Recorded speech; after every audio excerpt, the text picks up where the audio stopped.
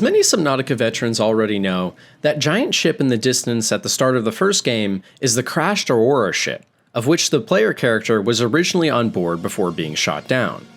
And only 25 of the 50 escape pods on the port side were able to be fired before the crash landing. In the actual game, however, only 10 of these pods, including the one we start in as the player, can be found.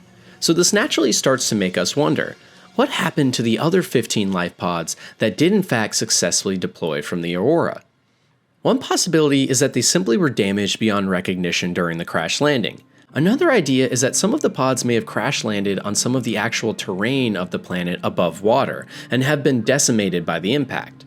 But one of the most haunting and probably most likely theories is that these remaining 15 life pods actually landed in the hellish void zone.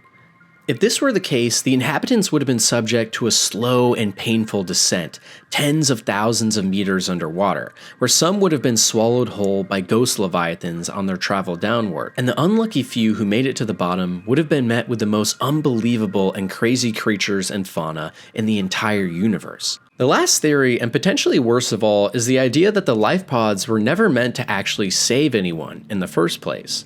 This postulation comes from the fact that our own life pod, and all the others we find in-game, are very sparse on resources. Anyone that was in fact trapped in these in space or planet-side would need to find other shelter and resources pretty much immediately or meet their certain doom. We already know that Altera is a very evil corporation in the game in many ways, so it begs the question, could Altera purposely have not put survival equipment in each pod in order to save on costs? After all, it would be much cheaper to just compensate the families for their loss than to fund an entire new expedition through multiple phase gates for rescue, especially in a location where ships are known to go missing.